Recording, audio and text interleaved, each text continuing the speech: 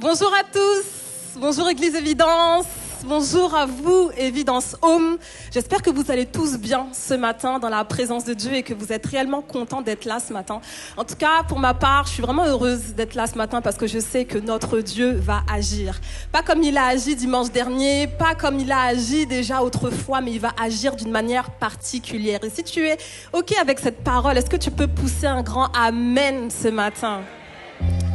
Alléluia. Alors, avant de commencer ce culte, j'aimerais l'introduire avec la parole de Dieu qui se trouve en Jean, chapitre 11, au verset 25. Le verset va s'afficher, si vous pouvez le lire avec moi. Alors moi, nous dit Jésus, je suis la résurrection et la vie. Celui qui place toute sa confiance en moi vivra, même s'il meurt. Amen. Et quiconque vit et croit en moi ne mourra jamais. Crois-tu cela ? Je vais relire la dernière phrase. Et quiconque vit et croit en moi ne mourra jamais. Crois-tu cela ? Et c'est la question que je nous pose ce matin. Est-ce que tu crois réellement que Jésus-Christ de Nazareth est la résurrection et la vie ? Est-ce que tu crois qu'en lui-même réside la vie éternelle ? Quand Dieu parle de vie éternelle, on a tendance à se dire la vie éternelle, c'est pour après. La vie éternelle, c'est lorsque je serai mort physiquement sur cette terre. Ensuite, je vais pouvoir régner avec Christ dans l'éternité. Et j'aimerais qu'on puisse comprendre ce matin que la vie éternelle ne réside pas simplement en l'après. La vie éternelle, c'est déjà ce qui se passe maintenant. Et la vie éternelle, on en a besoin. On en a besoin lorsqu'on passe par des difficultés. On en a besoin lorsqu'on passe par tout type de combat. Et lorsqu'on s'éloigne de Christ, on a tendance à se dire « Ok Seigneur, je passe par des épreuves qui sont compliquées et j'ai besoin de toi. J'ai besoin de toi, j'ai besoin de toi. » Au fond de toi, tu sais que tu as besoin de Christ, mais tu es comme appelé à t'éloigner de Dieu. Tu es comme appelé à aller autre part, comme si au dehors de Jésus, en fait, on pouvait y trouver quelque chose de bon.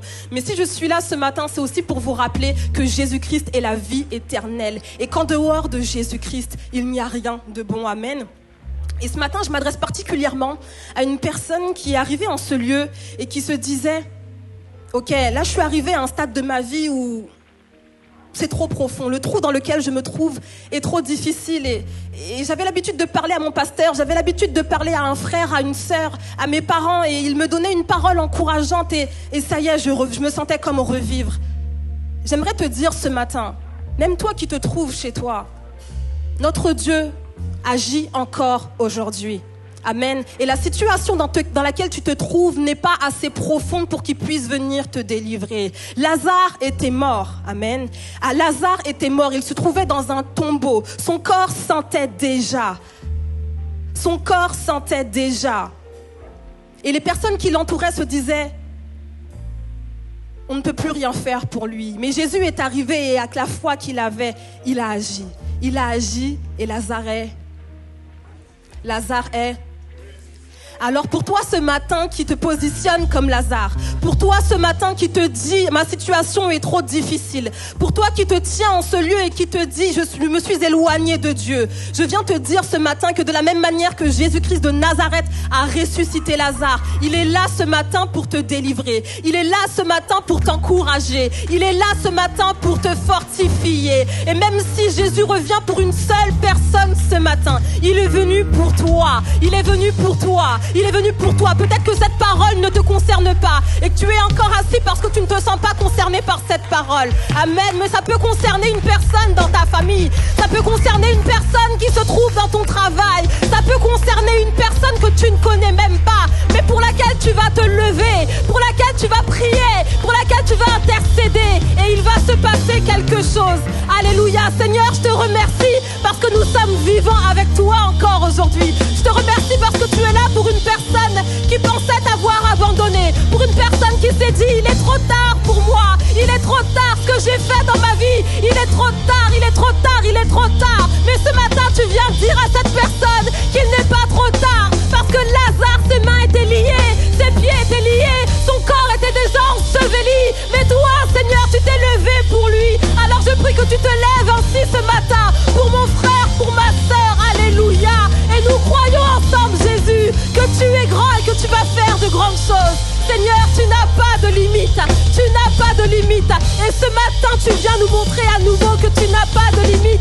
Alors à toi soit toute la gloire, à toi soit l'honneur, à toi soit la louange, à toi soit l'adoration dans le nom de Jésus. Amen. Alléluia. On va rester dans cette attitude de joie et de reconnaissance. Et on va simplement venir au pied du Seigneur. Et lui dire qu'on veut lui apporter notre louange ce matin. On veut lui apporter notre cœur, venir à ses pieds. De tout notre esprit. Et lui chanter ses louanges. Amen. Est-ce qu'on est d'accord avec ça? Vers toi, Seigneur, j'élève ma voix. Alléluia. Pour t'adorer, mon Sauveur, mon Roi. Reçois, Seigneur, comme un doux parfum. Oui, l'amour est le chant de nos cœurs, reconnaissant. On peut rechanter ça ensemble. Vers toi, Seigneur, vers toi. J'élève la voix pour t'adorer, Père, mon Sauveur, mon Roi. Pour t'adorer, mon Sauveur, mon Roi. Oui, reçois, Seigneur, comme un doux parfum. L'amour, oui, l'amour est le chant de nos cœurs, reconnaissant. On va lui dire encore, reçois, Seigneur, ce matin, comme un doux parfum. Reçois, Seigneur, comme un doux parfum, comme un doux parfum. L'amour est le chant de nos cœurs. L'amour est le chant. L'amour est le chant de... Reçois, Seigneur, oui, l'amour est le chant de nos cœurs, reconnaissant. Alléluia. On va déclarer qu'il est le plus grand. On va lui dire, le roi dans sa beauté, vêtu de majesté, vêtu. La terre est dans la joie, la terre est dans la joie, la terre est dans la joie. Sa gloire resplendit, sa gloire resplendir. L'obscurité s'enfuit, l'obscurité s'enfuit au son de sa voix. Au son de sa voix, oh Dieu, tu es grand, chantons-le combien. Alléluia. Est-ce que l'Église peut chanter d'un seul cœur? Tous verront combien, combien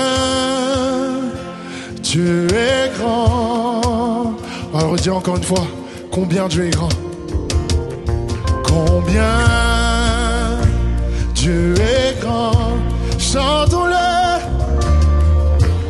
Alléluia. Dieu est grand et tous verront combien Dieu est grand. Amen.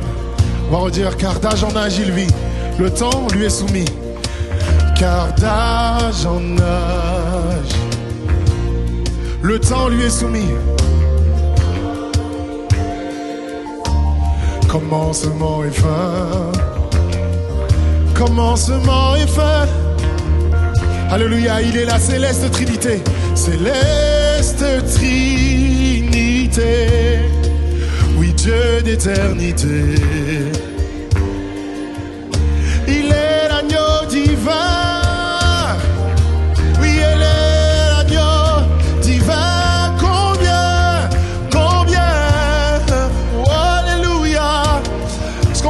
déclarer ensemble. Chantons-le combien Dieu et tous verront combien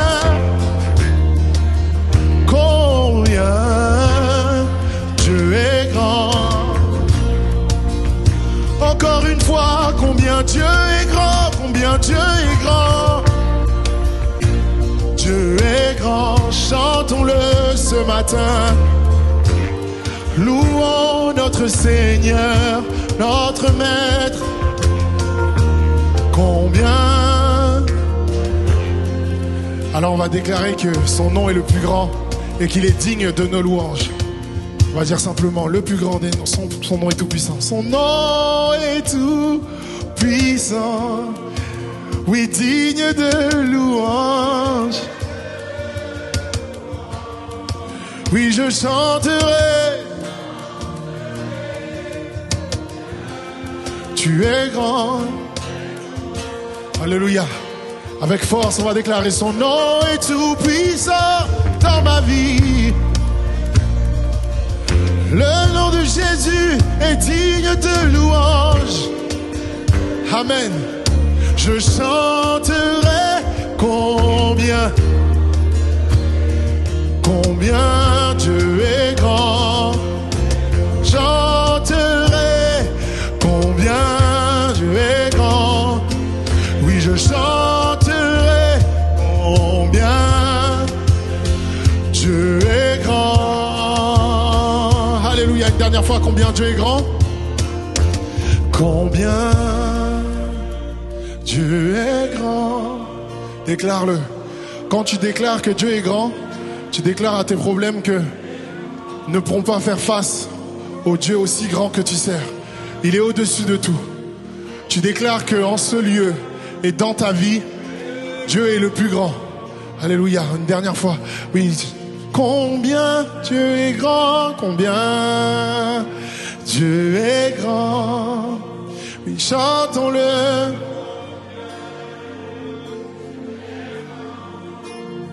Tous verront combien Dieu est. Alléluia. On va le dire encore une fois, simplement. Tu es grand Seigneur. Si tu connais, tu peux chanter. Tu es grand Seigneur. Oui, tu es grand Seigneur. Tu es grand Seigneur. On va lui dire magnifique, digne de louange. Magnifique, digne de louange. Tu es grand Seigneur. Magnifique, digne de louange. Magnifique, digne de louange. Tu es grand Seigneur. On va déclarer à quel point il est grand. Oui, tu es grand Seigneur. Alléluia. Oui, tu es grand Seigneur. Tu es grand Seigneur.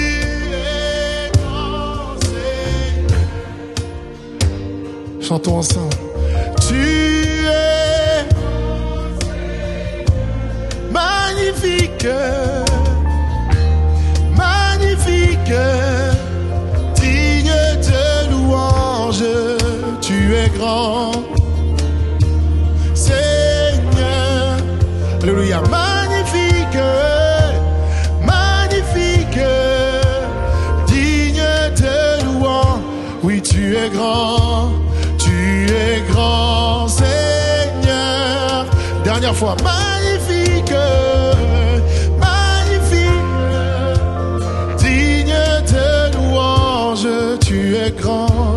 Tu es grand Seigneur. Oui, tu es grand Seigneur. Tu es grand Seigneur. Alléluia, tu es grand Seigneur. Alléluia. Est-ce que tu peux faire monter un son de louange particulier qui déclare que tu es grand? Tu es grand, Seigneur. De ta place, élève des louanges vers le Seigneur.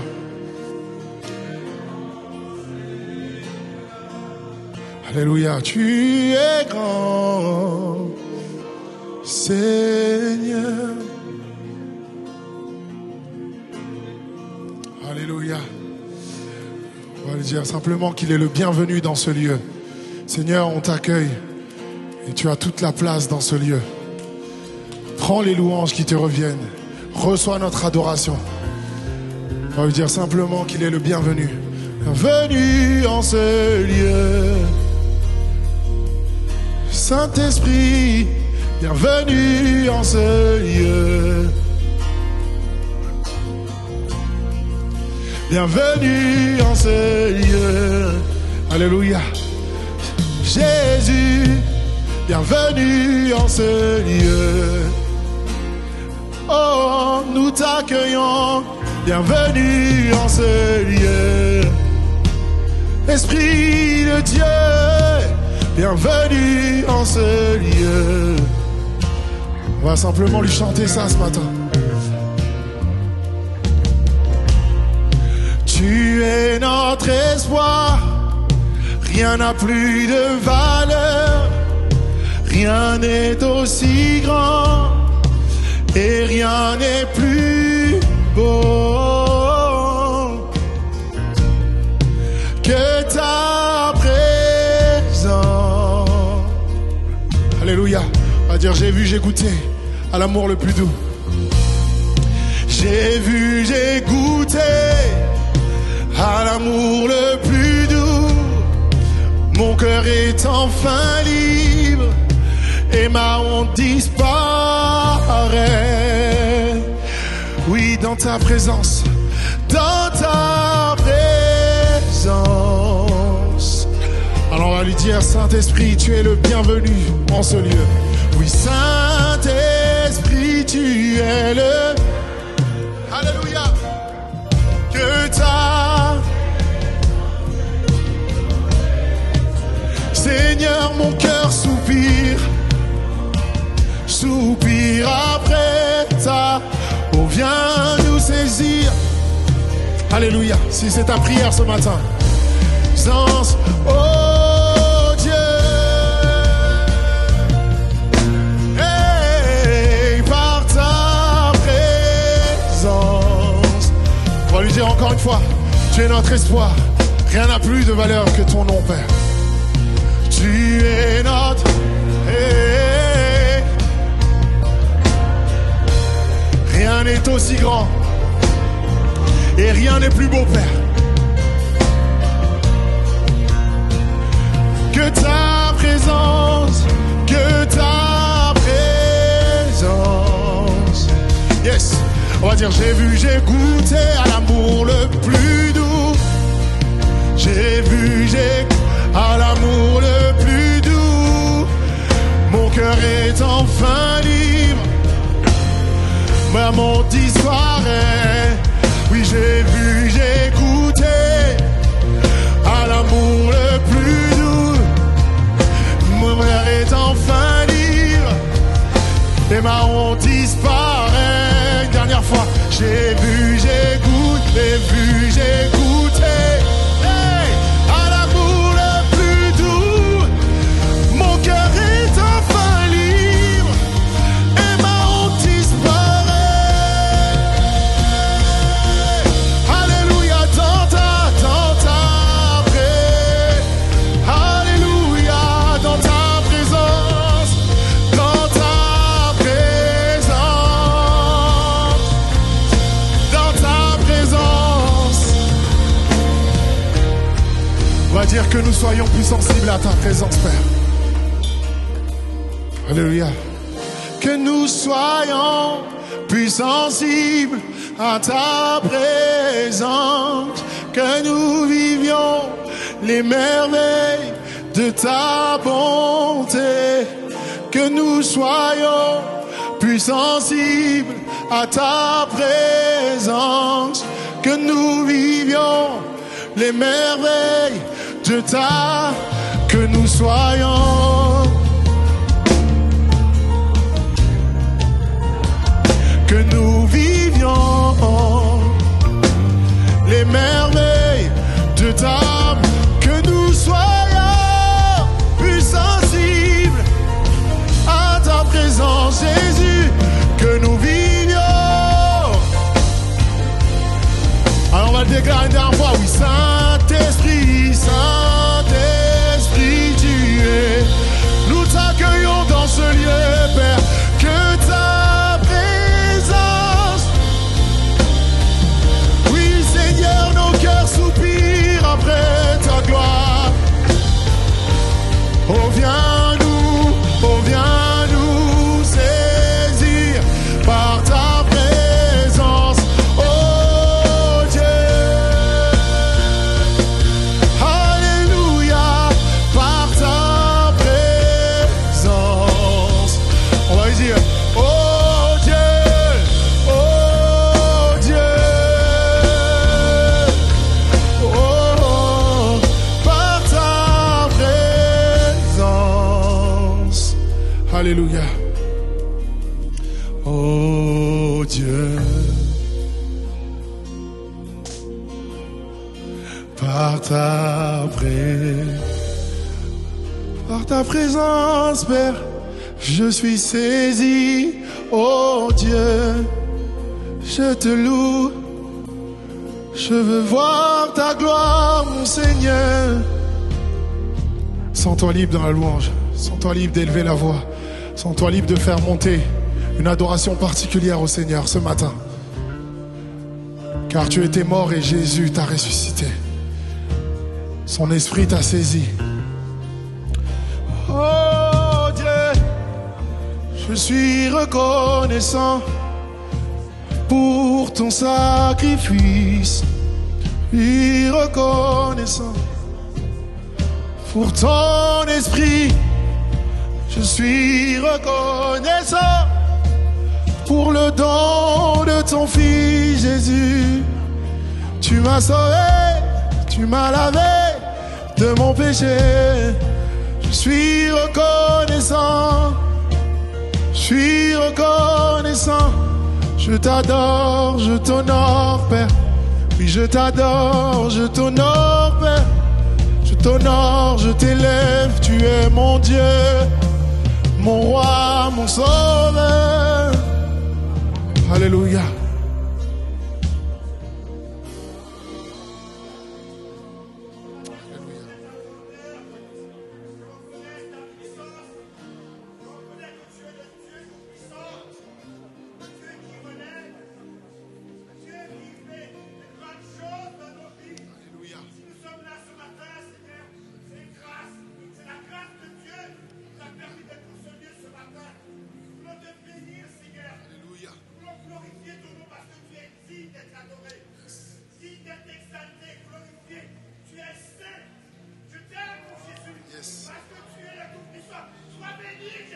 Alléluia. Amen. Alléluia. Amen. Yes.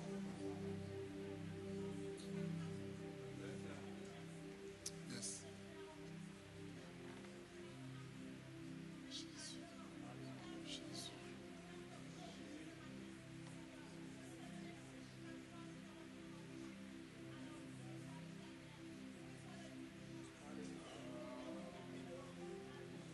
Amen.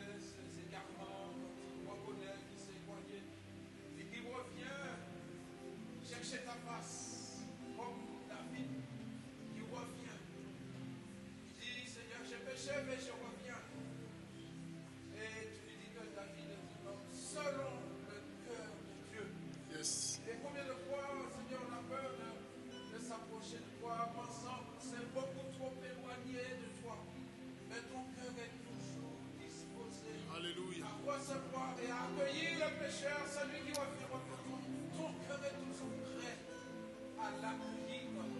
Est-ce que tu es grand? Combien tu es grand? Combien tu es merveilleux? Combien tu es bon pour chacun de nous ici présents ce matin? Et sans exception, tu reçois l'adoration de celui de saint. Alléluia. Alléluia. Alors je te bénis, Seigneur. Je te loue parce que tu m'accueilles tel que je suis. Oh, sois béni, sois béni. Alléluia. Sois loué, Jésus. Seigneur, ce matin, pourquoi est-ce que vous ne travaillez pas un souffle nouveau? Un souffle nouveau pour nous réveiller, Seigneur. On s'était endormi, on était moulants de toi, Seigneur, ce matin. Mais je peux croire que tu es capable de restaurer tout ce qui était mort, de ramener à la vie, de raviver, de ranimer les flammes qui étaient éteintes. Alléluia. Alors ce matin, viens prendre le contrôle de nos cœurs, peut-être même de nos motivations, Père éternel, que tu puisses venir restaurer, Alléluia. réparer, Père éternel, ce qui était mort. Yes. Au nom de Jésus. Alléluia. La Bible nous dit en Zacharie que ce n'est pas par nos forces ni par notre puissance qu'on réussira à faire avancer l'œuvre, mais c'est simplement par l'Esprit de Dieu. Et je crois réellement que le Père nous a tout donné, c'est vrai. Il a envoyé son Fils. Mais parfois, ce message, il devient un peu peut-être fade dans nos vies. Peut-être on l'oublie, peut-être on ne trouve plus de goût à rien. Mais on va prier le Seigneur pour qu'il nous ramène ce souffle nouveau. Parce que le désir de notre cœur, c'est d'être toujours connecté à lui. D'être toujours connecté à son esprit. Et qu'il puisse ramener à la vie ceux qui étaient morts. Alors on va lui dire, Père,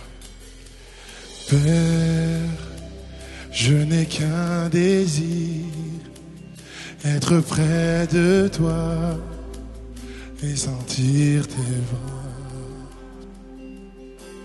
Père, tu as envoyé ton Fils bien-aimé pour quiconque croit. On va redire ça, Père, je n'ai qu'un désir.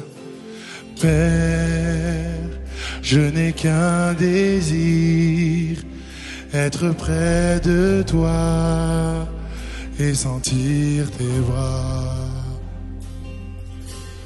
Père, tu as envoyé ton Fils bien-aimé pour quiconque croit.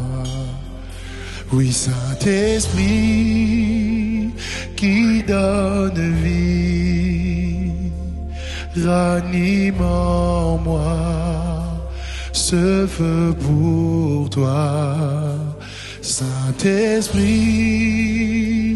viens par ta pluie, rafraîchis-moi et envoie un souffle nouveau.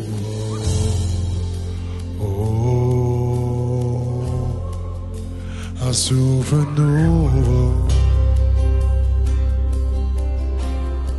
On va dire, Père, je n'ai qu'un désir.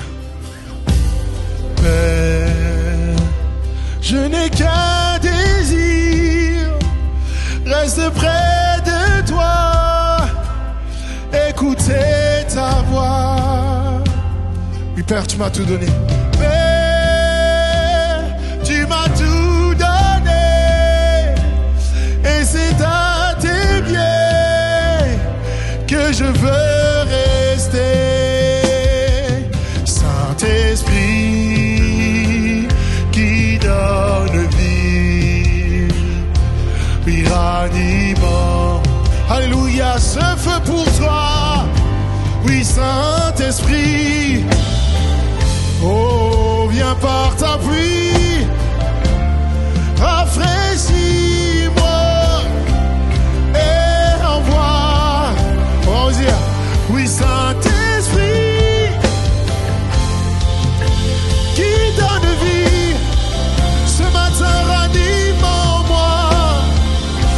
Oui, ce feu pour toi. Alléluia, oui, Saint-Esprit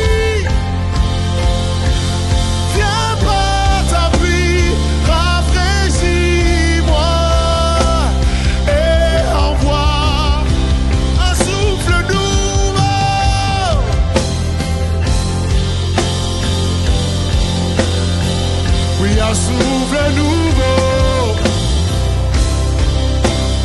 Oh, oh, un souffle nouveau.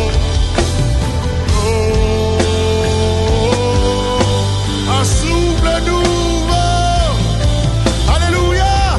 Je désire un souffle nouveau. Oh, un souffle nouveau. Père, je veux plus de toi. Un souffle nouveau. Renouvelle ton esprit en moi, Jésus. Oh,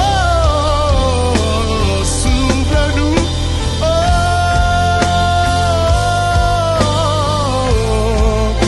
un souffle nouveau. Alléluia. Oh, c'est le désir de ton cœur. Amen, un feu nouveau. Alléluia. Amen, un feu nouveau, Jésus. Oui, amen, un feu nouveau. En ce lieu, Père. Oh, oh, Esprit de Dieu, amène un feu nouveau. Oui, amène un feu nouveau. Alléluia.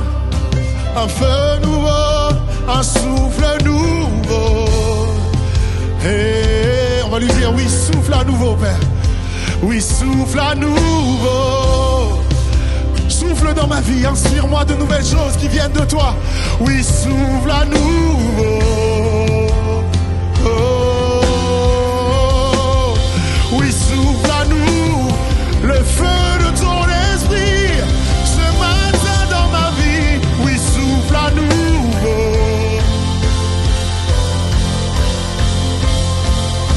Oui, souffle à nouveau.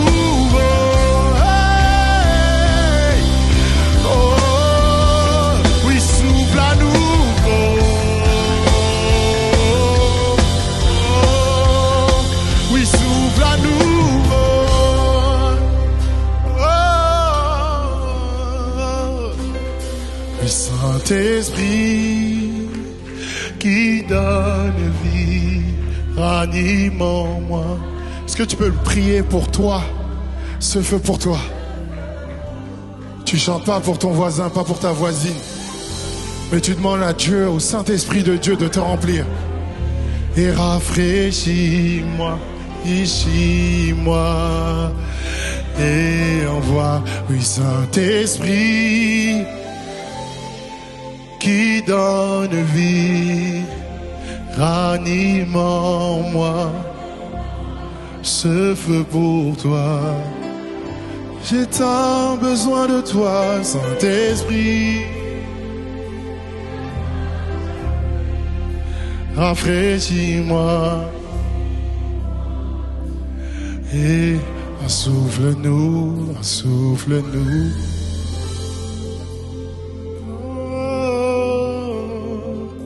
Souffle-nous. Oh, souffle-nous. Oh. C'est le désir de ton cœur. Prends ce temps-là pour élever la voix et demander à Dieu plus de sa présence, plus de son esprit, avec tes propres mots. Crie vers ton Père. Demande-lui un souffle nouveau. Demande-lui une nouvelle inspiration. Demande-lui un nouveau souffle. Demande-lui un nouvel élan avec lui, dans sa présence. Ce matin, tu ne repartiras pas inchangé. Il te répondra, il est là pour venir ramener ce qui était mort à la vie.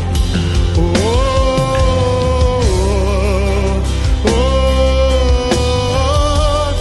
Prends ce temps, il est pour toi. Yeah.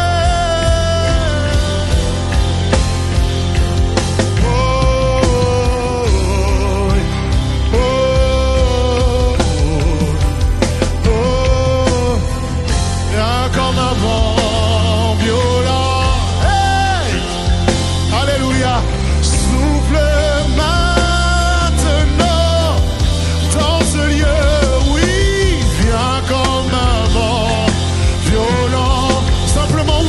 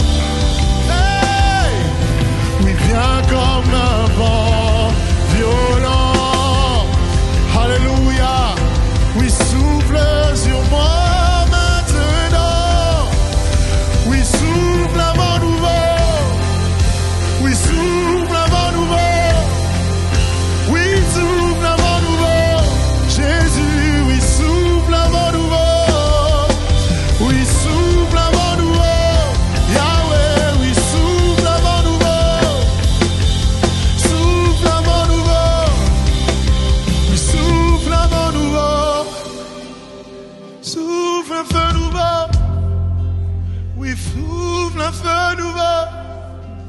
Oui, souffle un feu nouveau. Jésus. Oui, souffle un feu nouveau. Souffle un feu nouveau. Oui, souffle un feu nouveau. Oh, oh.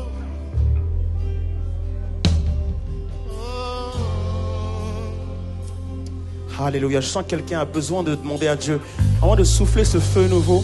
J'aimerais que tu prennes ce temps pour toi, pour demander au Seigneur, voilà, souffle tout simplement ce feu nouveau sur moi. Souffle ce vent nouveau sur ma vie.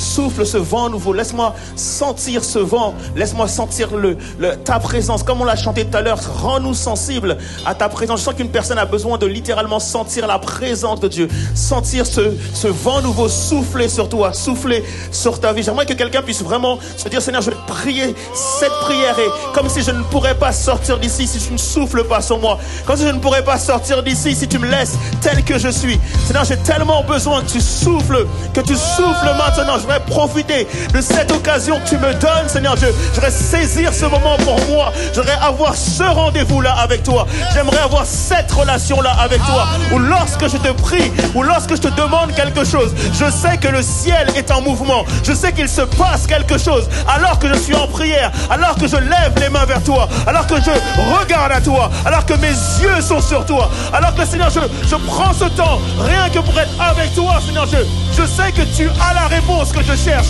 Tu as la réponse dont j'ai besoin. Je ne peux l'avoir nulle part ailleurs qu'en toi, Seigneur Dieu. Alors je crie à toi ce matin. Souffle, Seigneur Jésus. Je lève les yeux vers toi, Seigneur Dieu. Tu es mon abri. Tu es mon refuge. Tu es mon secours. Tu es cette puissance dont j'ai besoin. Tu es cette guérison dont j'ai besoin. Tu es ce pardon dont j'ai besoin. Tu es celui dont j'ai besoin. Seigneur, s'il te plaît, ne laisse pas les choses telles qu'elles sont. Ne laisse pas les choses telles qu'elles sont. Car je n'en peux plus, j'ai besoin de toi ce matin. Oh Seigneur, je crie à toi, Jésus. Alléluia. Amen, un feu nouveau. Le feu de ton esprit. Oui, le feu, amen, un feu nouveau. Oui, amen, un feu nouveau. Oui, amen, un feu nouveau. Dans ma vie, Jésus, amen, un feu nouveau. Feu nouveau. Oui, amen, un feu nouveau. Oui, amen, un feu nouveau. Remplis-moi dans ce lieu. Prends la posture que tu veux et demande au Père de t'amener un feu nouveau.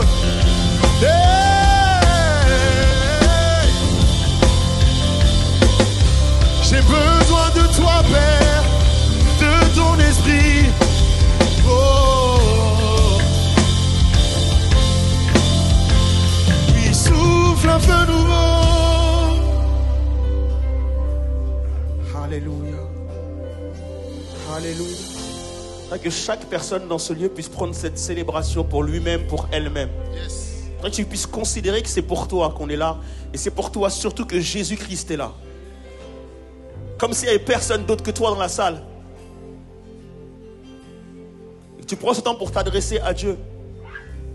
Et de lui dire, Seigneur, j'ai besoin d'une parole. J'ai besoin d'un mot. J'ai besoin d'une tape sur l'épaule. J'ai besoin, Seigneur Jésus, que tu viennes me toucher. J'ai besoin de toi ce matin, Seigneur Jésus. Seigneur, je viens comme faire alliance avec toi pour que ça ne soit pas un culte comme les autres. Ce n'est pas juste un moment où je viens écouter de la musique et je viens entendre une prédication et je rentre chez moi. Mais je veux être comme cette femme qui s'est dit, quoi qu'il arrive, et peu importe ce qui se passe, je vais rentrer dans cette foule. Peu importe les regards sur moi, peu importe les critiques qu'il peut y avoir sur moi, peu importe les gens qui vont peut-être me dire que je n'ai pas le droit d'être là. Mais je veux croire que parce que Jésus-Christ est là, j'ai le droit comme tout le monde d'être là aussi. Parce qu'il dit qu'il n'est pas venu pour les bien portants, mais qu'il est venu pour les malades. Et même si ma maladie est exposée devant tout le monde et tout le monde me refuse l'accès à Christ, mais Jésus-Christ ce matin veut comme m'ouvrir ses bras.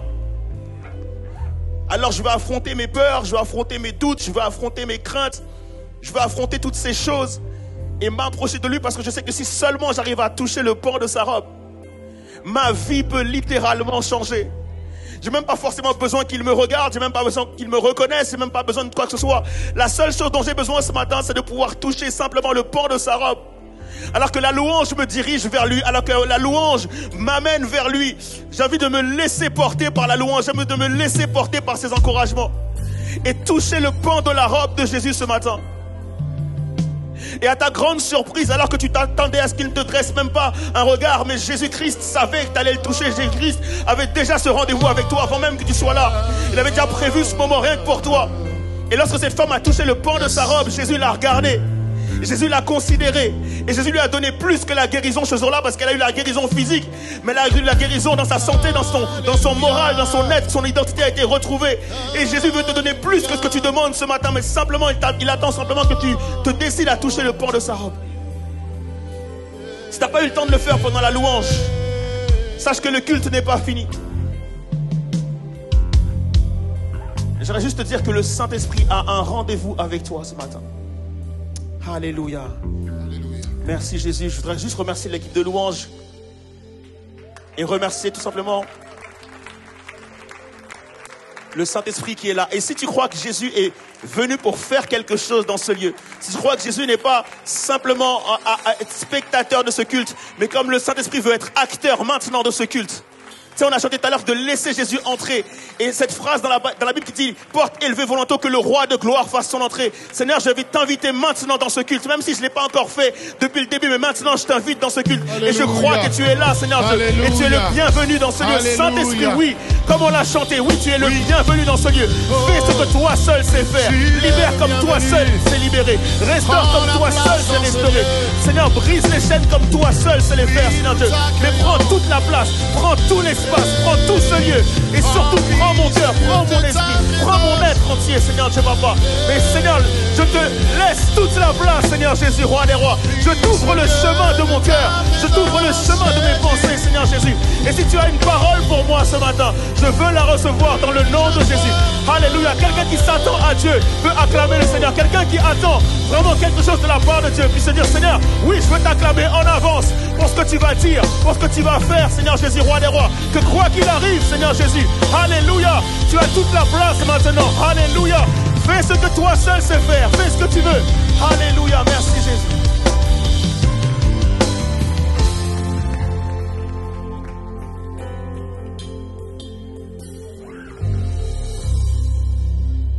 Merci Seigneur, alléluia.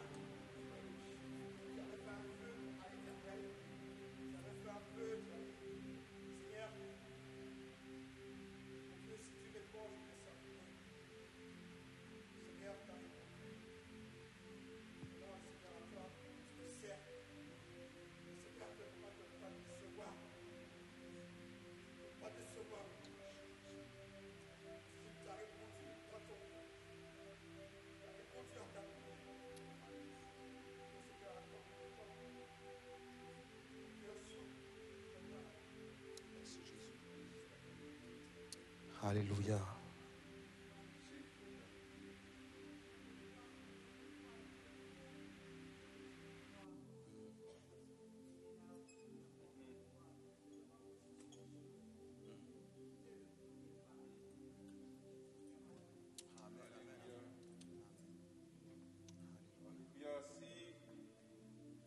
Si tu comptes le nombre d'obstacles qui te séparent de Jésus, tu ne t'approcheras pas.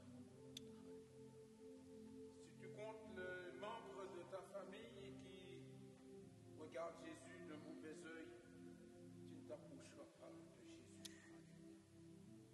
Si tu entends des conversations de tes collègues concernant Jésus, tu ne t'approcheras pas de Jésus.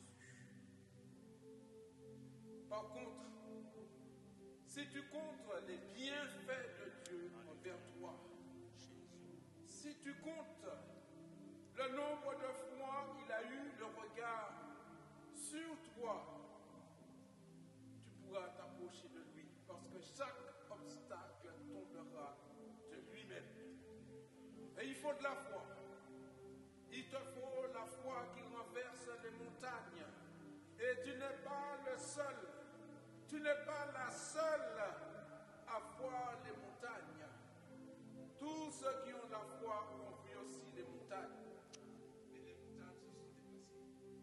Parce que la foi triomphe. Et la foi déplace. Au nom de Jésus.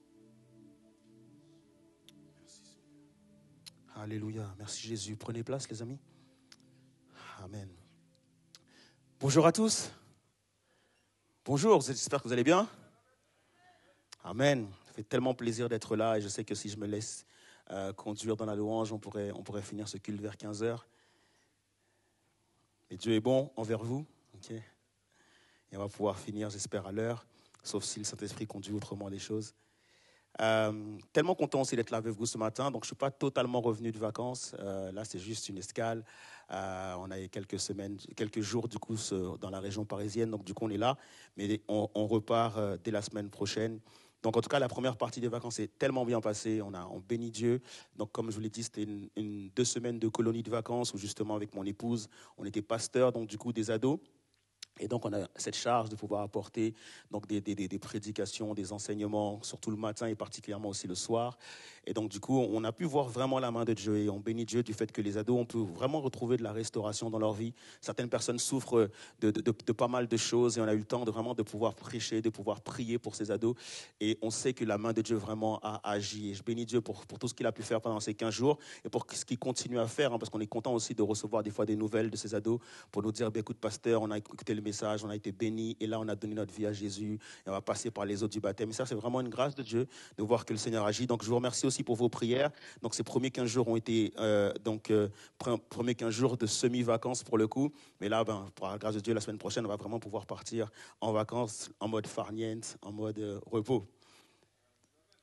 Alors aujourd'hui, au niveau de la prédication, vous savez, souvent, on me dit quelque chose, on me dit « Abed, tu ne fais pas ton âge ». On dit que tu as l'air plus jeune. Et en général, c'est hyper gratifiant, ça fait super plaisir, etc. etc. Mais j'ai pu vivre une expérience cette semaine qui a été particulière. En fait, ce qui se passe, c'est que je prenais donc le RERD, j'étais sur, il me semble, Gare du Nord. Et donc, en fait, le RERD, quand il arrive, il y a un espace entre le quai et justement le fait de rentrer dans le RER. Et donc, du coup, il y avait une dame qui était là avec un caddie. Et son caddie était visiblement très lourd. Et en même temps, ça se voyait qu'il était bien gonflé, bien rempli.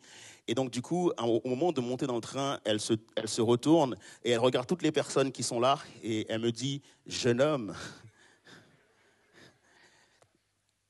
Et je suis sûr et certain qu'il y avait des gens plus jeunes que moi. Sauf que, voilà, c'est le fait de ne pas faire son âge. Et elle me dit, jeune homme, est-ce que vous pouvez me donner un coup de main? Et moi, bien sûr, j'arrive et tout en mode, je vais lui donner un coup de main. Et à ce moment-là, effectivement, il y a un grand espace entre le quai et le train. Et donc, au moment où je prends le caddie, je sens qu'il a un vrai poids, ce caddie. Et du coup, je prends le caddie et je monte dans le train et je fais style que le caddie est léger. Vous voyez ce que je veux dire? Donc, je le prends bien comme ça et tout ça. Mais même si vous faites plus jeune que votre âge, il y a toujours quelque chose qui vous rappelle que finalement, vous avez votre âge. Qu'est-ce qui permet de savoir que tu es âgé? Okay? Ce qui te permet de savoir que tu es âgé, c'est lorsque tu soulèves quelque chose de lourd et tu as une douleur qui ne se situe pas à l'endroit où tu as soulevé le truc. Vous voyez ce que je veux dire ou pas? Et donc, du coup, je prends le caddie à la main et normalement, je dois avoir mal au poignet. Sauf que je ressens une douleur à ce niveau-là. Je fais « Waouh !» Et en m'asseyant, je me dis « Abed, t'es vieux, en fait. » Et donc, du coup, en fait, j'ai cette douleur-là. L'explication de cette douleur, en fait, c'est que tout simplement, j'avais déjà une autre douleur au niveau du bas du dos. Et ça fait super longtemps, ça doit faire au moins 1 an et demi que j'ai cette douleur. Mais vous connaissez un peu les gens qui ont mal quelque part, mais et le médecin, le docteur, tout ça, j'aime pas trop, tout ça. Donc, du coup, ça fait 1 an et demi au moins que je traîne cette douleur dans le bas du dos. Et le corps, en fait, est intelligent. Dieu a créé le corps vraiment avec une intelligence, dans le sens où, en fait, quand le corps a mal quelque part, qu'est-ce qu'il fait? Il compense. Et donc, du coup, mon corps a naturellement compensé la douleur que j'avais dans le bas du dos. Et donc, on m'a fait forcer, en fait, sur mon autre jambe. Et ce qui a produit cette douleur. Et donc, je comprends une chose, c'est qu'effectivement, lorsque tu ne soignes pas quelque chose, en fait, ta vie est une forme de compensation. Ou quelque part, à cause d'une blessure, à cause de quelque chose que tu traînes depuis des années, en fait, tu compenses dans tellement de choses. Ce que je me suis rendu compte, c'est que j'ai pu le soulever, le caddie. Et donc, du coup, effectivement, tu peux réussir à faire certaines choses, de te dire, écoute, malgré une blessure du passé, tu peux te marier quand même. Malgré une blessure du passé, tu peux avoir un job. Malgré une blessure du passé, tu peux aussi avoir des enfants. Cependant, dans ton mariage, tu es en train de compenser le fait d'avoir cette blessure. Et tu ne vis pas pleinement ton mariage, tu ne vis pas pleinement les choses à cause d'une blessure du passé qui fait que ton corps compense. Et donc, du coup, le fait que tu compenses dans ta vie, tu as de nouvelles blessures, d'autres douleurs qui sont là, pas parce que justement le mariage est dur, pas parce que élever un enfant c'est dur, pas parce que avoir un travail c'est compliqué, mais tout simplement parce qu'en fait, il y a une blessure que tu as entraînée dans le mariage qui rend le mariage difficile. Est-ce qu'on est d'accord avec ça ou pas? Et l'idée, en fait, c'est que je comprends une chose, c'est que nous devons d'abord soigner nos blessures avant de rentrer dans ce que Dieu a déjà mis à disposition pour nous. Est-ce qu'on est d'accord avec ça ou pas ce matin? Donc, dis à ton voisin, si tu as quelque chose qui mérite d'être soigné, soigne-le.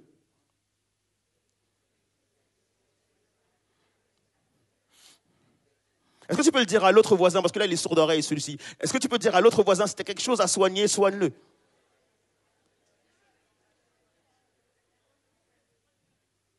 Amen. Éphésiens 4, verset 31-32 nous dit, Éphésiens 4, verset 31-32 nous dit que toute amertume, toute animosité, toute colère, toute clameur, toute calomnie et toute espèce de méchanceté disparaissent du milieu de vous. Toutes ces choses doivent être soignées. Ok? Soyez bons les uns envers les autres, compatissants, vous pardonnant. En gros, si vous voyez la construction du verset, c'est-à-dire qu'il est quasiment impossible d'être bon envers les autres si ces choses précédentes ne sont pas soignées. Donc, du coup, ça veut dire que tu dois d'abord soigner ces choses avant de pouvoir respecter, en fait, le conseil, quelque part, que Paul te donne. Soyez bons les uns envers les autres, compatissants, vous pardonnant réciproquement, comme Dieu vous a pardonné en Christ. On est d'accord que la Bible nous enseigne le fait de pardonner. Le pardon est tellement important dans la parole de Dieu que c'est mentionné au moins à 260 reprises dans la parole de Dieu. C'est quelque chose d'important. Et nous savons qu'au sujet du pardon, il y a des directives, il y a des conseils, il y a des promesses de Dieu, il y a des conditions. Comme quand tu pries, tu dis, pardonne-nous nos offenses, comme nous aussi, nous pardonnons à ceux qui nous ont offensés. En fait, tout le monde sait qu'il faut pardonner pour avancer. Est-ce qu'on est d'accord avec ça ou pas? Par contre, c'est tellement difficile à faire. La perspective du pardon, c'est quelque chose qui a son importance. Le pardon est avant tout quelque chose de libérateur. Ce n'est pas seulement pour la personne que je pardonne, mais c'est surtout pour moi. Et le manque de pardon, en fait, entraîne ce qu'on appelle une double peine, dans le sens où, en fait, tu as été offensé, donc il y a une première peine par rapport à ça. Et la double peine, c'est que tu subis encore ton offense aujourd'hui. Et donc, du coup, c'est important de pardonner afin de pouvoir se libérer de cette peine qu'on s'inflige à chaque jour. Pardonner, en fait, ça ne signifie pas que je suis d'accord avec ce qu'on m'a fait. Pardonner, ça ne signifie pas que je valide ce qu'on m'a fait. Pardonner, ça ne signifie pas que je suis lâche ou faible. Pardonner, ça ne veut pas dire que l'autre ne mérite pas de quelque chose par rapport à ce qu'il a fait. Pardonner, en fait, c'est un acte intentionnel de ma part qui me libère. Est-ce qu'on est d'accord avec ça ou pas? Pardonner signifie que je m'aime, en fait. Je m'aime tellement, je m'aime bien plus que ce que j'ai subi. Je m'aime tellement que je décide de me libérer d'un poids, d'un fardeau que je n'ai pas à porter. Pardonner, c'est choisir que ce qu'on m'a fait et que mon passé ne doit pas conditionner mon présent. Et donc, lorsqu'on parle de pardon, souvent, on parle du pardon, de pardonner quelqu'un qui m'a offensé. On parle de pardonner une autre personne. Mais ce matin, en fait, j'aimerais voir autre chose avec vous. C'est qu'il y a plusieurs types de pardon. Et effectivement, le fait de pardonner autrui. Mais cependant, ce matin, j'aimerais voir avec vous le fait de nous pardonner nous-mêmes. J'arrive et j'y suis arrivé à pardonner des gens qui m'ont peut-être fait du mal. Mais ce matin, en fait, ma question, c'est de savoir, est-ce que tu arrives à te pardonner toi-même? Lorsque tu es fautif envers toi-même, comment tu fais pour pardonner tes mauvaises actions, tes mauvais choix, tes paroles que tu n'aurais pas dû dire, tes erreurs, tes échecs? Je sais demander pardon. Je sais pardonner les autres. Mais ce que j'ai du mal à faire parfois, c'est me pardonner moi-même. Vous savez, ces nœuds qu'on a au ventre, alors ça ne se voit pas tout le temps.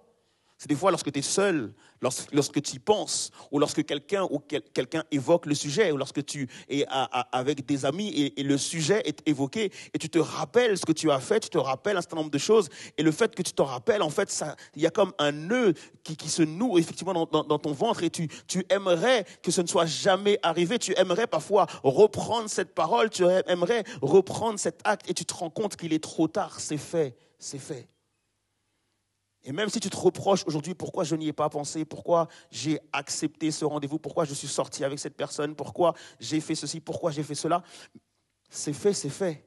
Et aujourd'hui, ce qui se passe, c'est qu'on a parfois le poids de la culpabilité, le poids de la honte.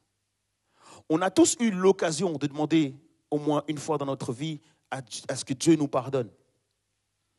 Mais je me suis rendu compte que beaucoup de personnes qui ont demandé le pardon de Dieu ont reçu le pardon de Dieu. Leur problème, c'est qu'ils n'arrivent toujours pas à se pardonner eux-mêmes. Et c'est exactement ce qui est arrivé à David, où David a péché contre Dieu et il dit pendant plus d'une année, j'ai continué à me reprocher cet acte. J'ai continué à me culpabiliser jusqu'à ce que je me rende compte que Dieu m'avait effectivement pardonné. On va lire ensemble Luc 22, versets 54 à 62. Donc, je ne vais pas lire tout le passage, c'est assez long, mais je vous laisse juste le passage, c'est Luc 22, versets 54 à 62, et qui nous relate une histoire qu'on connaît tous. C'est l'histoire de l'apôtre Pierre. Et lorsqu'il n'était pas encore apôtre, lorsqu'il était simplement un disciple, un homme qui suivait Jésus.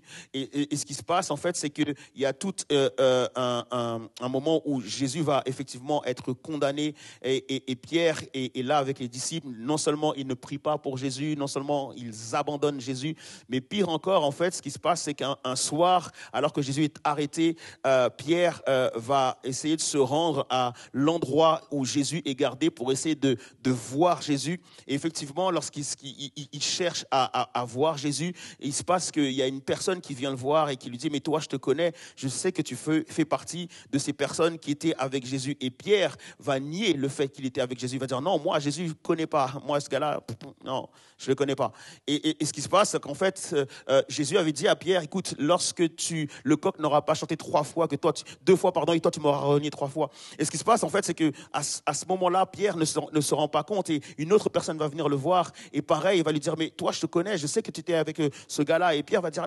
non, tu dois te tromper, tu as peut-être vu quelqu'un d'autre mais ce n'était pas moi. Et donc Pierre va renier Jésus une autre fois et à la toute fin en fait, il dit, au même instant, au verset 60, donc au même instant, pendant qu'il était encore en train de parler, le coq se mit à chanter. Le Seigneur, du coup, à ce moment-là, au moment où le coq chante, Jésus, en fait, est là et Jésus se retourne se retourna et son regard, en fait, rencontra le regard de Pierre. Et alors Pierre se rappela que le Seigneur l'avait prévenu avant que le coq ne chante, aujourd'hui, tu m'auras déjà 3 fois renié. Et donc, du coup, il se glissa dehors et pleura amèrement. Au moment où il croise le regard de Jésus, au moment où il se rend compte en fait qu'effectivement il vient de renier son ami, il vient tout simplement de dire qu'il ne le connaît pas. À ce moment-là, en fait, Jésus le regarde. Et à ce moment-là, il a tout le poids de ce qu'il vient de faire, de ce qu'il vient de commettre. Et du coup, il s'en va et il pleure amèrement. En mode, il part et il se dit, pourquoi j'ai fait ça? Pourquoi je l'ai renié? Pourquoi je n'ai pas osé dire que je le connaissais? Ça faisait 3 ans qu'on était ensemble. On a mangé ensemble. On a fait tellement de choses. On a rigolé ensemble. J'ai vu ses miracles. J'ai vu tellement de choses. J'étais proche de lui. Vous savez, Pierre, c'est celui qui la ramène tout le temps. Ouais, ce que je veux dire, c'est celui qui est toujours là, mais t'inquiète pas, je te promets, Jésus, jamais je ne t'abandonnerai. Même si tous les autres le font. Même si tous t'abandonnent. Mais moi, t'inquiète, on est ensemble. Et Pierre est celui qui a renié Jésus.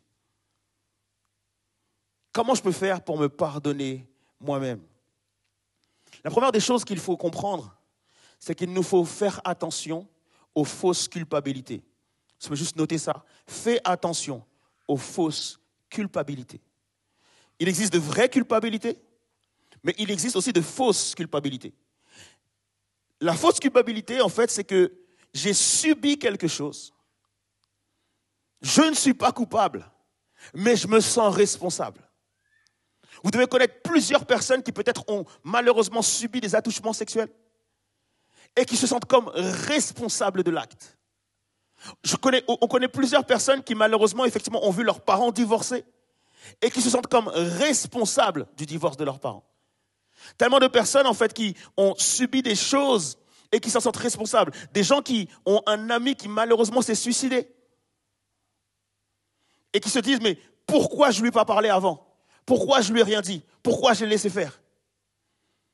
Ils ne sont pas du tout coupables de la chose, mais ils se sentent tellement responsables, pensant que c'est à cause d'eux. Qu'est-ce que j'ai fait? Qu'est-ce que je n'ai pas fait? Pourquoi j'ai dit ça? Pourquoi j'ai fait ça? Pourquoi je n'ai pas été là? Si je n'avais pas répondu à son texto, si je n'avais pas répondu à son rendez-vous, si je n'étais pas sorti avec lui, il n'aurait jamais pu me faire ça. Et donc du coup, effectivement, on culpabilise pour quelque chose qu'on n'a pas commis. J'aimerais pouvoir libérer une personne ce matin en te disant, ce n'est pas ta faute.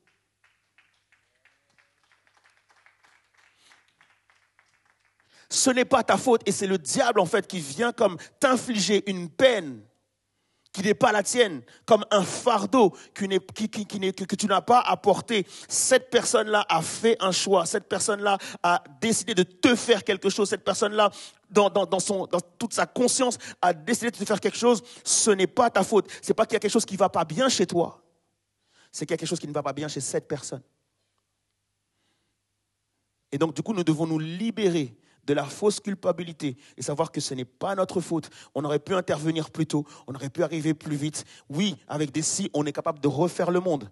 Mais la Bible ne nous dit pas de vivre avec des si, elle nous dit de vivre avec de la réalité, des faits. Et si je suis arrivé trop tard, c'est que Dieu ne voulait pas que j'arrive à l'heure.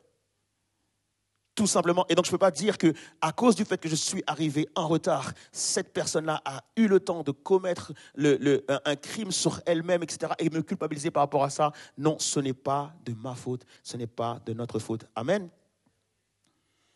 Donc, ça, c'est la fausse culpabilité. Ensuite, il existe deux autres culpabilités qui sont vraies. Deux autres culpabilités qui sont vraies. Il y en a une qui est bonne et il y en a une qui est mauvaise. Et 2 Corinthiens 7, verset 10 nous parle de ces deux culpabilités. Il dit qu'en effet, la tristesse ou la culpabilité conforme au dessein de Dieu, si elle est portée comme Dieu le désire, produit un changement d'attitude qui conduit au salut et que personne n'a encore eu à regretter. Ça, c'est la culpabilité selon Dieu. Mais il existe une deuxième culpabilité qui est la tristesse selon le monde, ou la culpabilité selon le monde. Celle-ci mène au désespoir et à la mort. La bonne culpabilité, c'est lorsque tu fais face à ton péché, à ton erreur, à ce que tu as dit, à ce que tu as fait, et tu arrives à faire face à ça, et tu arrives à comprendre rapidement qu'effectivement tu as commis une erreur, et donc du coup tu vas demander pardon à Dieu. En fait, la bonne culpabilité, c'est celle qui te pousse à la repentance. La bonne culpabilité, c'est celle qui va te conduire vers Dieu. La bonne culpabilité, c'est celle qui va t'amener de là où tu es et à te conduire vers Dieu, à oser en fait te regarder dans un miroir et faire face à ce que tu as fait. La bonne culpabilité, c'est l'humilité. Dans le sens où je me reconnais en tant que personne humble, j'ai commis quelque chose de mal, je ne suis pas parfait. Je veux faire des progrès. Je veux tellement ressembler à Christ. Je veux tellement être celui qui est selon le cœur de Dieu. J'aimerais tellement être proche de Dieu. Et surtout, je ne veux pas être loin de Dieu. Et donc, du coup, il y a une bonne culpabilité qui m'amène à me repentir. et à dire, Seigneur, je te demande pardon. J'ai commis un péché. J'ai dit quelque chose à mon père que je ne devais pas lui dire. J'ai dit quelque chose à ma mère que je ne devais pas dire. J'ai fait quelque chose envers un frère que je ne devais pas faire. J'ai fait quelque chose de mal. Et si je peux réparer, aide-moi à réparer. Et si je ne peux pas réparer, cependant, je te demande pardon pour ce que j'ai fait. Et aide-moi à ne pas recommencer. Même si je ne suis pas sûr d'être capable de ne pas recommencer. Parce qu'il y a des gens aussi qui ont du mal à aller demander pardon à Dieu, tout simplement parce que ça fait la 10e fois que tu demandes pardon pour la même chose. Et tu te dis, c'en est assez, je ne veux plus demander pardon. Ne laisse pas l'ego prendre place. Continue à vivre dans l'humilité et continue à demander pardon. Si Dieu te dit à toi de pardonner 7 fois, 77 fois, 7 fois ce qu'on t'a fait, c'est que lui, son pardon est au-delà de ce chiffre-là. Alors, peu importe le nombre de fois que tu as pu commettre cette même chose, continue de demander pardon. Amen. Ça, c'est la bonne culpabilité. La mauvaise culpabilité, c'est cette culpabilité, en fait, que la Bible déclare comme étant celle du monde. Et le monde, en fait, la vision du monde de la Bible, c'est être en révolte contre Dieu. Le système monde, c'est être en révolte contre Dieu. L'une des premières fois où on a vu le système monde se manifester, c'est lorsque Satan a dit à Ève, tu peux être l'égal de Dieu. Si tu fais cela, tu peux être l'égal de Dieu. Et le système monde, c'est ça, c'est vouloir être l'égal de Dieu. Et donc du coup, le système monde en réalité, c'est l'ego. L'ego que tu peux avoir qui t'amène justement à t'éloigner de Dieu et à chercher ta solution à toi tout seul. C'est ce qui te conduit à ne pas vouloir le pardon de Dieu. C'est ce qui te conduit à dire, je ne mérite pas le pardon de Dieu. À cause de ce que j'ai fait, je ne mérite pas le pardon de Dieu. Tu sais, quand tu promets quelque chose à quelqu'un, tu dis à quelqu'un, t'inquiète, je ne t'abandonnerai jamais. Et tu te vois abandonner cette personne. Lorsque tu dis à un de tes enfants, t'inquiète, je serai toujours là pour toi. Et tu te rends compte qu'il lui est arrivé quelque chose parce que tu n'as pas été là. Tu culpabilises. Et donc tu te dis, ça, Dieu ne pourra pas me le pardonner. En tout cas, même si lui me pardonne, moi, je n'arriverai pas à me pardonner. Tu avais promis d'être toujours là et tu n'as pas été là. Tu avais promis de ne jamais faire ça. T'inquiète pas, chérie, je ne te tromperai jamais. Et malheureusement, tu l'as trompé. Et tu as cette culpabilité en toi qui fait que tu te dis, je ne mérite même pas le pardon de Dieu. Certaines personnes se disent, je ne pourrai jamais me le pardonner. Je n'arriverai jamais à me pardonner. Tu sais, la disqualification, la honte, refuser le pardon même de Dieu. Et cette honte, en fait, cette culpabilité, parfois nous ronge pendant des années. D'avoir honte de soi, de culpabiliser par rapport à ce qu'on a dit ou qu'on a pu faire, et ben ça nous culpabilise pendant des années. On n'arrive pas à être satisfait de nous-mêmes. On n'arrive pas à être fier de nous. On n'arrive pas à être content de ce que le Seigneur nous permet d'accomplir. Lorsqu'on a quelque chose qu'on se reproche, quelque chose qui est en nous, même lorsqu'il nous arrive des bonnes choses dans nos vies, on n'arrive pas vraiment à vivre les bonnes choses dans nos vies à cause de cette culpabilité qu'on peut avoir. J'avais pourtant promis de ne pas le faire et je l'ai fait. Un peu comme Paul se dit, Seigneur, je sais ce qui est bon, j'ai tellement envie de faire ce qui est bon, mais il y a une autre loi dans mon corps qui m'empêche de faire ce qui est bon et qui me fait faire ce qui est mal. Et à cause de cela, je culpabilise. Est-ce que Dieu peut-il encore m'aimer? J'ai le sentiment de ne pas être à ma place. Je ne suis pas à ma place à l'église. Je ne suis pas à ma place au milieu de mes amis. Je ne suis pas à ma place au milieu de certaines personnes. Et donc du coup, je me culpabilise. J'ai honte. Comment j'ai pu faire? Comment j'ai pu dire ça? Comment j'ai pu faire cela, etc. Et par expérience, les amis, j'ai remarqué qu'il est beaucoup plus difficile de pardonner soi-même que de pardonner les autres. Surtout que il y a très peu de textes, et voire aucun texte dans la Bible qui enseigne le fait de se pardonner soi-même.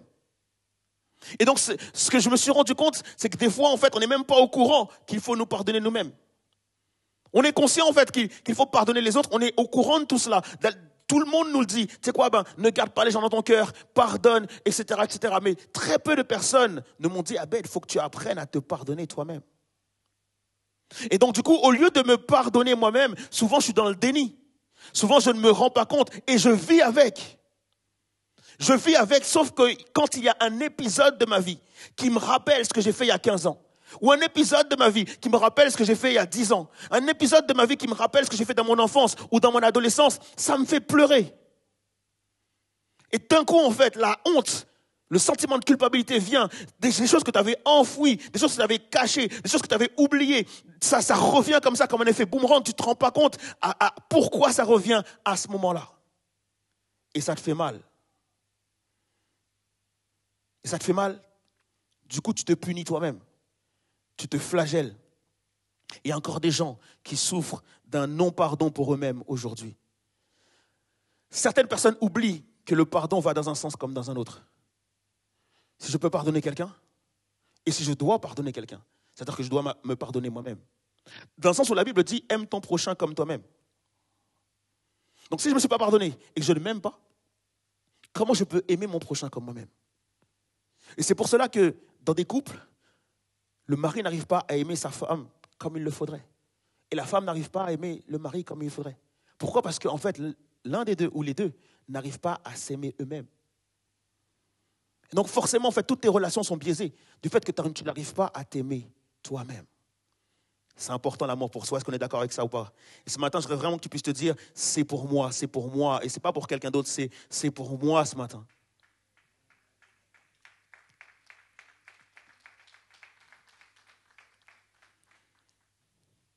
Au moment où la honte s'installe, le diable, en fait, tu sais, c'est celui comme à l'école où quand il y a une bagarre et que la bagarre, elle est finie et que tout le monde rentre en classe tranquille, il y en a toujours un qui va venir pour te dire « mais la patate qui t'a mis, frérot, c'est un truc de fou. Et moi, franchement, ça ne m'aurait vraiment pas plu.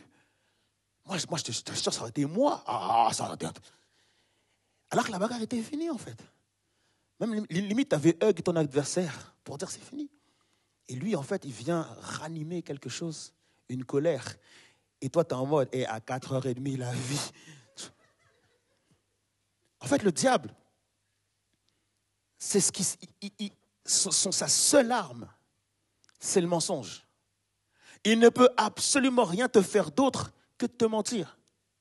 Et donc, lorsque tu laisses le poids de la honte et le poids de la culpabilité commencer à te donner de mauvaises idées et de mauvaises pensées, le diable, il va t'encourager, en fait, à continuer à t'éloigner de Dieu. Il va continuer à te dire que tu ne mérites pas. Il va continuer à te dire que tu mérites d'être puni. Et tellement de gens sont en train de se dire, s'il m'arrive ça, c'est à cause de ce que j'ai fait. Quelque part, je mérite la vie que j'ai. Je mérite les choses qui m'arrivent parce que je suis mauvais, parce que je ne suis pas bon, parce que je ne suis pas digne de Dieu. Et donc le diable continue en fait à te faire cultiver cet état d'esprit du fait que tu ne mérites pas la faveur, du fait que tu ne mérites pas la grâce et tu t'infliges en fait limite des peines. Il y a des gens en fait qui cherchent quelque part même une peine, qui ne comprennent pas des fois lorsqu'il n'y a pas une peine qui tombe. La Bible déclare que Dieu ne te punit pas à cause de tes iniquités. Ça veut dire que si t'arrive quelque chose, ne cherche pas quelle iniquité ou quelle erreur, quel péché permet à ce que tu vives cela. C'est-à-dire, on a une expression que beaucoup disent, qu'est-ce que j'ai fait au ciel pour vivre ça? Ben, c'est la même logique, la même mentalité de croire que c'est parce que j'ai fait quelque chose en particulier que je suis en train de subir ça. Non, ça n'a rien à voir avec ça parce que Dieu ne te punit pas en fonction de tes iniquités. Pierre a eu tellement honte qu'il en a pleuré. Et à partir de ce moment-là, Pierre s'est disqualifié. C'est vrai que l'histoire de Pierre, à ce moment-là, en fait, il n'y a pas tellement d'épisodes qui sont contenus dans la Bible, mais il y a certains épisodes que tu peux quand même analyser. Tu te dis, mais le jour de la résurrection, pourquoi Pierre n'était pas... Déjà, le jour de la crucifixion, il n'était pas là. Le jour de la résurrection, c'est les femmes qui sont parties voir. Pourquoi Pierre, il ne s'est pas dit, ouais, mais c'est vrai, le Seigneur avait dit qu'il allait ressusciter dans 3 jours, il faut que je sois là. Alors bien sûr, hein, c'est pas forcément ce qui est dit dans la Bible, mais tu peux te dire que peut-être que Pierre s'était mis de côté. Peut-être que Pierre, il avait limite honte d'aller avec les autres. Peut-être que Pierre, il s'est mis de côté et il s'est lui-même disqualifié. Tu sais, ce Pierre qui coupait même la parole à Jésus, ce Pierre qui avait toujours quelque chose à dire. On se rend compte en fait que dans cette période-là, dans ces épisodes-là, Pierre ne dit plus grand-chose. Pierre ne s'exprime plus trop. Pierre n'est plus le même. Il a changé au niveau de son caractère, il a changé au niveau de sa joie, il a changé au niveau de sa paix, il a changé au niveau de sa confiance en lui. Il y a tellement de choses qui ont changé. À cause de ça, il se fait discret. Et le diable essaiera toujours en fait de t'isoler. Il y a tellement de gens en fait qui sont tellement disqualifiés qu'ils se sont dit même l'église, je n'y vais plus. Les frères et sœurs, je ne veux plus les voir. Ou limite, je vais peut-être changer d'église parce qu'il y a quelque chose que j'ai fait dans cette église-là qui me fait honte. Lorsque Satan te ramène sans cesse à ton passé, c'est parce qu'il est tellement intimidé par ton futur qu'il ne cesse en fait. Il ne cesse en fait d'essayer de briser les promesses de Dieu dans ta vie. Il essaie de te rabaisser, il essaie de te mettre de côté, il essaie de te faire tomber parce qu'en fait, il se dit, les plans que Dieu a pour ce gars-là, les plans que Dieu a pour cette fille-là, si je laisse faire, l'enfer là que j'ai peuplé, l'enfer là où j'ai emprisonné des gens, cette personne-là va me dépouiller tellement. Cette personne-là va avoir un ministère où il y aura un dépouillement de l'enfer tellement que je veux tout faire pour le bloquer et le stopper. Le diable est intimidé par ton futur. C'est pour ça qu'il essaie de te bloquer dans ton passé. Le non-pardon, les amis, entraîne l'autopunition. On cherche une sentence. Quelque part, une sentence qui viendrait nous absoudre. Quelque part, on cherche à subir quelque chose pour dire, OK, c'est bon, j'ai été puni, ça va. Ça entraîne l'autopunition. Ça entraîne aussi l'autodestruction. Où des personnes, en fait, en manque d'amour pour eux-mêmes, vont chercher à s'autodétruire, à faire des choses qu'elles ne faisaient pas avant. Sortir le soir, boire de l'alcool, être dans des addictions, vouloir travailler sans cesse, à faire des rencontres qu'ils ne devraient pas faire, à faire tellement de choses, en fait, vivre quelque part dangereusement parce qu'on est sans frein, on veut se faire du mal. Il y a un jeune homme qui donnait son témoignage, en fait, c'est un jeune rappeur. Il donne son témoignage et il explique qu'en fait, qu'il y a son fils qui est décédé malheureusement à l'âge de 1 an. Et il s'en est tellement voulu par rapport à ça, que finalement, il a commencé à être addict à l'alcool, addict à des substances illicites. Pourquoi ? Parce qu'en fait, il cherchait un moyen de noyer ça. Il cherchait un moyen de pouvoir ne pas avoir à penser à ça. Son couple a commencé à être brisé par rapport à ça. Et donc, du coup, il a pu revenir à l'église, il a pu revenir dans le service de Dieu lorsqu'il a compris ce qu'on appelle la grâce. On peut vivre dangereusement, on peut s'enfoncer, tout ça à cause d'un manque de pardon. L'indignité. L'indignité, en fait, c'est quelque part lorsque Satan joue à domicile. Parce que tu as honte, tu te sens coupable, tu te sens indigne. Tu permets à Satan de jouer à domicile et Satan, en fait, va trouver plusieurs moyens de te rendre encore plus indigne que tu l'es. Les pensées déformées, les personnes qui s'enfoncent dans des mensonges, qui ne s'appuient même plus sur les promesses de Dieu, mais qui restent bloquées dans leurs mensonges. Tu vas dire à la personne, tu sais quoi, Dieu t'aime, arrête de dire n'importe quoi. Comment ça, Dieu m'aime ? T'as pas vu ce que j'ai fait ? Parce que je veux dire, on parle des mensonges en fait, sur lesquels on s'appuie et tu te rends compte que tu as du mal en fait, à ramener cette personne à cette réalité que Dieu l'aime. Alors comme je vous l'ai dit, il existe 2 types de culpabilité. Celle selon Dieu, à l'exemple de Pierre. Waouh, j'ai fait un truc de fou, j'ai fait ce qu'il ne fallait pas faire. Mais cette culpabilité a conduit Pierre à la repentance. Et il existe une autre culpabilité, la culpabilité selon le monde. Et ça, c'est l'exemple de Judas qui l'a conduit à la mort. Ce matin, choisis la grâce, mon ami. Jésus veut te parler comme il a parlé à Pierre. Ce que je trouve extraordinaire dans la parole de Dieu, c'est que Jésus, c'est lui qui a initié ça. C'est pas Pierre qui est venu voir Jésus pour dire, écoute, tu sais quoi, franchement, je t'ai abandonné. J'ai honte de ce que j'ai fait. Non, c'est Jésus qui vient le voir. Et c'est comme si Jésus te dit ce matin, je veux venir te voir toi aussi. De la même manière que je suis venu voir Pierre, pour dire, Pierre, écoute, est-ce que tu m'aimes, Pierre ? Oui, Seigneur, je t'aime. Pierre, tu es sûr de toi ? Est-ce que tu m'aimes ? Oui, Seigneur, je t'aime. Pierre, est-ce que tu m'aimes ? Seigneur, tu sais toutes choses. Et Pierre, grâce à cette intervention de Jésus, a pu céder à la grâce.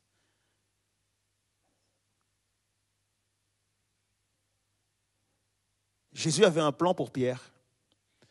Parce qu'il avait un plan pour Pierre, il s'est dit, je ne peux pas laisser Pierre tel qu'il est. En fait, si Pierre ne se pardonne pas, il risque de traîner ça toute sa vie. Il risque de devoir compenser dans son ministère. Il risque de faire les choses un peu gauche à cause du fait qu'il ne se pardonne pas. Donc je dois d'abord faire en sorte qu'il se pardonne avant qu'il puisse rentrer dans son ministère. Et de la même façon pour toi, en fait, Jésus a prévu un plan pour toi, un projet pour ta vie. Et il a besoin ce matin que tu puisses te pardonner toi-même afin que tu puisses rentrer pleinement dans ce qu'il a prévu pour toi. Est-ce qu'on est d'accord avec ça ou pas ce matin? Alors on va aller plus vite, on va finir. Ce que je voudrais dire, c'est, première chose, c'est que la grâce, elle est pour toi ce matin. La Bible dit que, le psaume 103, le verset 12-14 nous dit, « Autant l'Orient est éloigné de l'Occident, autant il éloigne de nous nos transgressions. Comme un père a compassion de ses enfants, l'Éternel a compassion de ceux qui le craignent, car il sait de quoi nous sommes formés et il se souvient que nous sommes poussière. » Autant l'Orient est éloigné de l'Occident. En fait, pourquoi il dit pas « Autant le pôle Nord est éloigné du pôle Sud ». Pourquoi on nous parle de l'Orient qui est éloigné de l'Occident et qui l'éloigne de nous, nos transgressions? C'est parce qu'en fait, justement, il est dit, il sait de quoi nous sommes formés. Il nous connaît. Il te connaît, il me connaît. S'il éloigne nos transgressions vers un pôle qui est limité, il sait que si on sait où sont nos fautes, où sont nos transgressions, on va retourner les chercher. Lorsque tu sais, tu retournes toujours en arrière. Tu retournes toujours dans ton passé. Tu retournes toujours à te dire « Ah, je me souviens, j'ai fait ci. Ah, je me souviens, j'ai fait ça. Ah, je me souviens de ça. » Et c'est pour ça qu'il dit que autant l'Orient est éloigné de l'Occident, dans le sens où en fait, l'Orient n'est pas un point particulier, c'est une direction. L'Occident n'est pas un point particulier, c'est une direction. En d'autres termes, tu pourras chercher l'Orient et l'Occident, tu ne trouveras jamais l'Orient ni l'Occident. Tu marcheras en direction de l'Orient ou tu peux marcher en direction de l'Occident, mais il n'y a pas un point d'arrêt par rapport à ça. En d'autres termes, Jésus te dit que tes péchés, je les ai éloignés de toi afin que tu ne les retrouves jamais. Ne cherche pas à comprendre. Ne cherche pas à comprendre la grâce. Ne te demande pas pourquoi, comment il peut-il me pardonner. Non, il dit que tous tes péchés, lorsque je te les pardonne, je les ai oubliés. Et je les ai envoyés à un endroit où tu ne les retrouveras jamais. Est-ce qu'on peut remercier le Seigneur pour cela?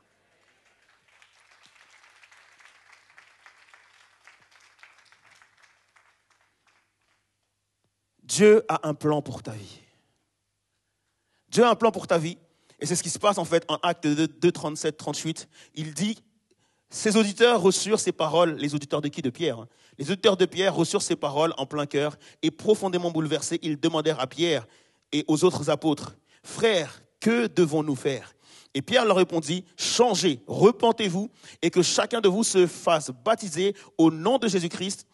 Cela signifiera que vos péchés sont pardonnés, alors vous aussi vous recevrez un cadeau, le Saint-Esprit. » D'autres termes, Jésus n'a pas utilisé quelqu'un de parfait.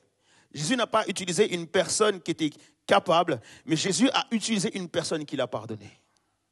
Une personne qui comprend le pardon. Et c'est pour ça que le premier message de Pierre, c'est de dire aux gens, de la même manière qu'il m'a pardonné, moi, il peut vous pardonner aussi.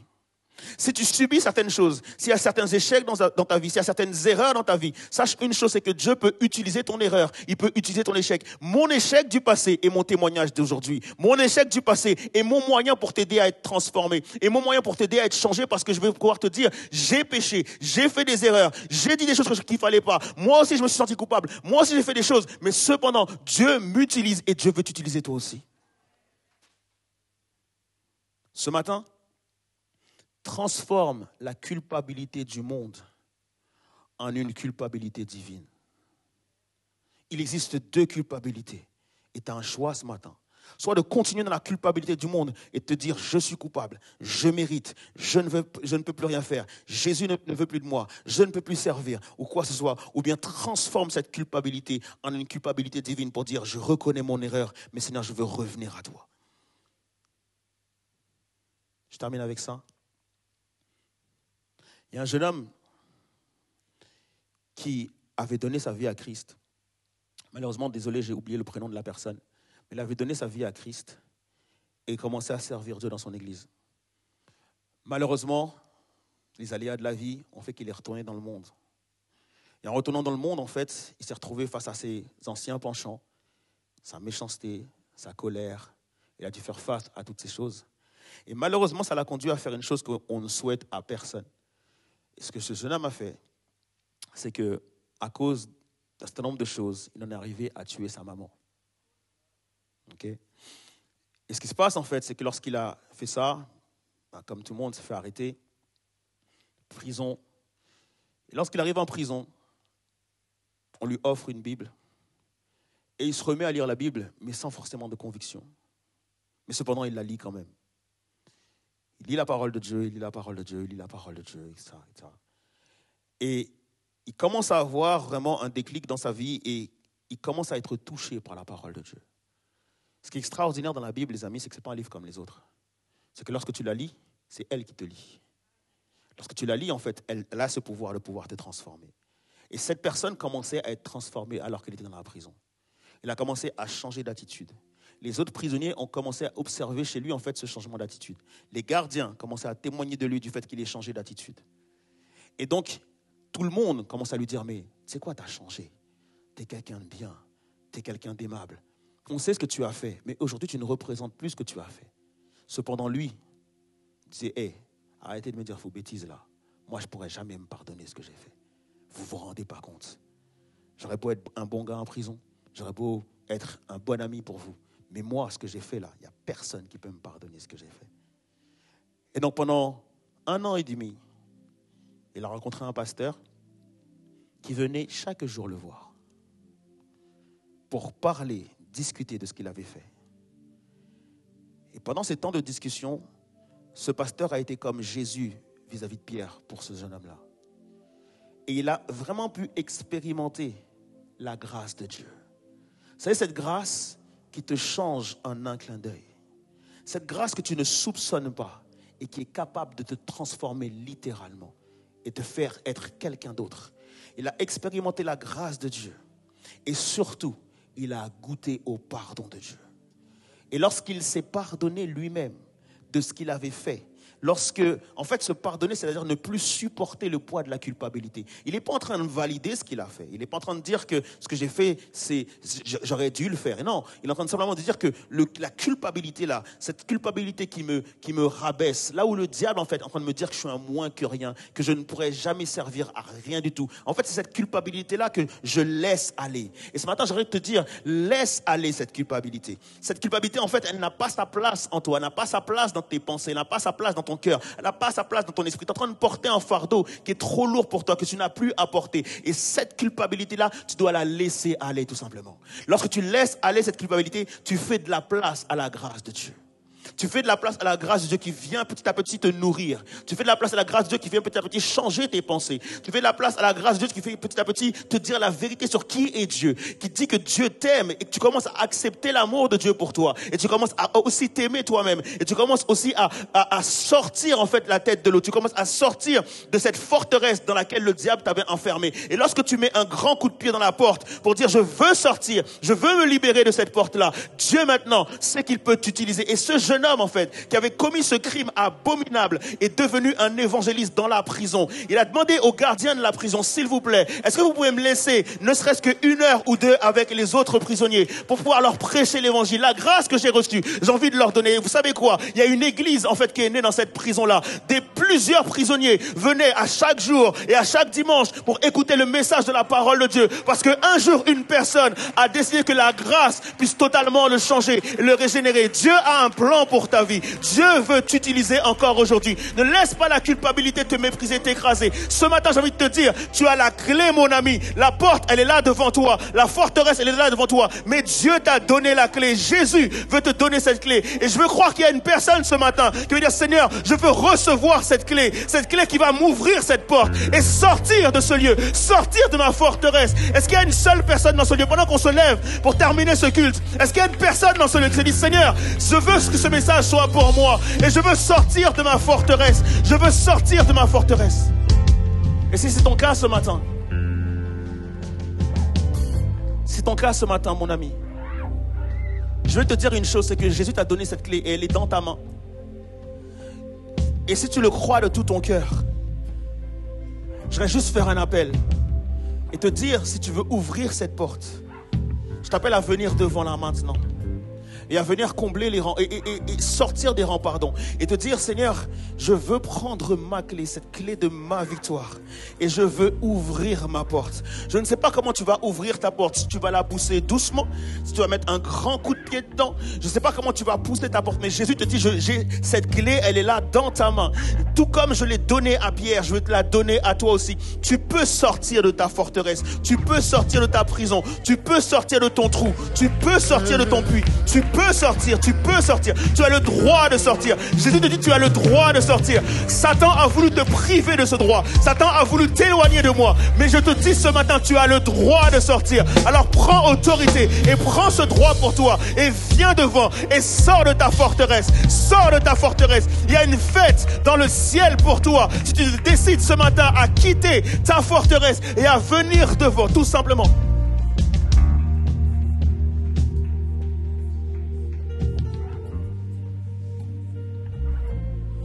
Alléluia. N'hésite pas à quitter les rangs, n'hésitez pas à quitter les rangs, les amis. Alléluia. N'hésitez pas. Alléluia. Dieu a une œuvre à faire ce matin. Alléluia. Et le Seigneur veut te donner la clé pour ton addiction ce matin. Le Seigneur veut te donner la clé parce que tu refuses ta manière d'être dans ton couple. Tu refuses ta manière d'être avec tes enfants. Tu refuses des paroles que tu as pu dire. Tu refuses des actions que tu as pu dire. Et le Seigneur a pour toi une clé ce matin. Il te demande de venir la prendre tout simplement. Il te demande de venir la prendre ce matin. Alléluia. Il y a une victoire pour une personne dans ce lieu. Il y a une grâce qui veut couler dans ce lieu. La Bible déclare que là où le péché a abondé, la grâce a surabondé. Et je veux croire qu'il y a une grâce particulière pour toi ce matin. Il y a comme un rendez-vous particulier pour toi ce matin. Alléluia. Et je voudrais que pendant que les gens s'avancent, tout simplement, que l'église puisse commencer à prier maintenant pour que la grâce de Dieu puisse littéralement descendre. Comme on l'a dit, on a chanté tout à l'heure, Saint-Esprit, tu es le bienvenu. Seigneur, maintenant, Saint-Esprit, c'est maintenant qu'il faut faire ton œuvre. Seigneur, tout à l'heure, on a simplement dit que tu étais le bienvenu. Maintenant, on te demande d'agir. On te demande véritablement de souffler. On te demande véritablement de changer, de transformer. On te demande véritablement d'agir comme toi seul sais le faire. Ne reste pas inerte, ne reste pas à être spectateur. Mais il y a que quelqu'un puisse prier maintenant afin que le Saint-Esprit puisse commencer à faire son œuvre. Alléluia. Parce que je crois que Dieu veut agir dans ce lieu. Je crois que Dieu veut restaurer dans ce lieu. Je crois que Dieu veut tout simplement délivrer des personnes ce matin. Alléluia. Il y a comme une grâce particulière là pour toi.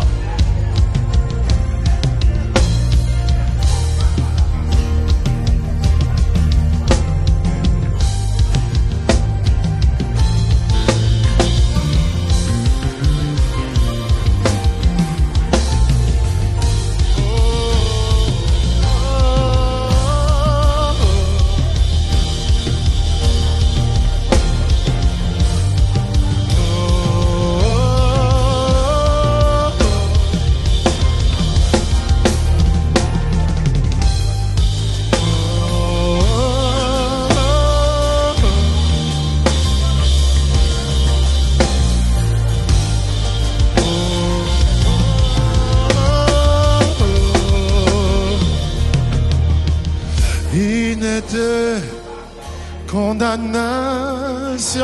pour les enfants du Christ que nous sommes, sauvés par son sang. On va dire ça. Il n'est de condamnation pour les enfants du Christ que nous sommes. Oui, sauvé par son sang. Est-ce qu'on peut réclamer ça encore? Il n'est de condamnation pour les enfants du Christ que nous sommes. Sauvé par son sang. Il n'est de condamnation pour les enfants du Christ que nous sommes, sauvés par son sang. On va dire à cause de son pardon, je ne vis plus dans la honte. À cause de son pardon, maintenant je ne vis plus dans la honte. Alléluia. À cause de sa rédemption, plus de condamnation, je suis libre.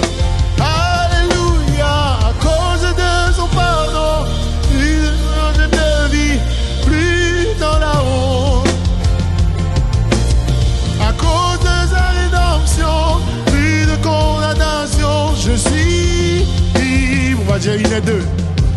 Il n'est deux condamnation pour les enfants du Christ que nous sommes. Oui, sauvés par son sang. Alléluia. Oui, il n'est deux condamnation pour les enfants du Christ que nous sommes. Sauvés par son sang, à cause de son pardon. Oui, à cause de son pardon, maintenant je ne vis plus dans la honte. Alléluia. À cause de sa rédemption, plus de condamnation, je suis libre. À cause de son pardon, maintenant je ne vis, oui, plus dans la honte.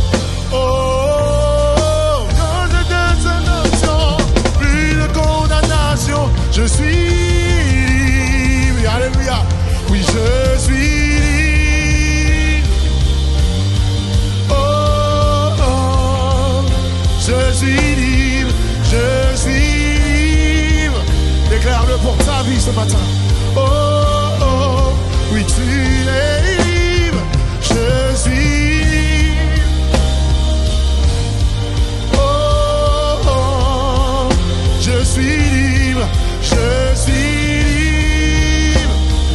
Oh, oh, oh, on va dire Christ est ressuscité. Alléluia. Oui, Christ est ressuscité. Nous avons la victoire. Alléluia.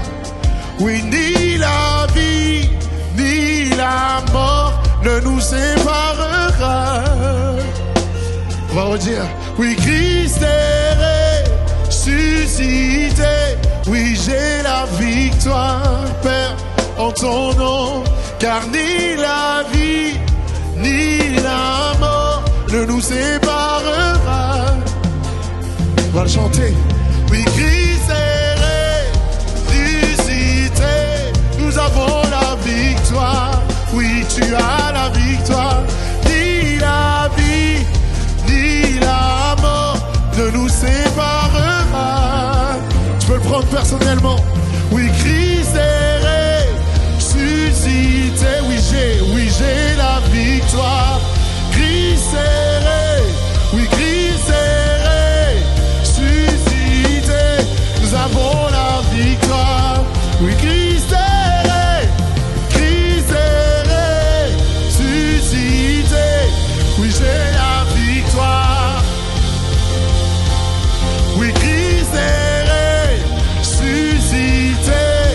J'ai la victoire. Car ni la vie, oui, ni la vie, ni la mort ne nous séparera. Ni la vie, oui, ni la vie, ni la mort ne nous séparera. Il est de condamnation pour les enfants du Christ que nous sommes. Oui, sauvés par son sang. Oh, oh, il n'est de condamnation pour les enfants du Christ que nous sommes. Sauvés par son sang. On va simplement déclarer. À cause de son pardon, plus dans la honte. Maintenant, tu ne vis plus dans la honte parce que sa rédemption a retiré ta condamnation. Alors déclare-le avec force. À cause de son pardon, le diable veut te faire comprendre le contraire. Il veut t'enchaîner parce qu'il sait la destinée que Dieu a placée sur ta vie. Alors déclare-lui. À cause de la rédemption de mon sauveur, je n'ai plus de condamnation. Je suis libre à cause de son pardon.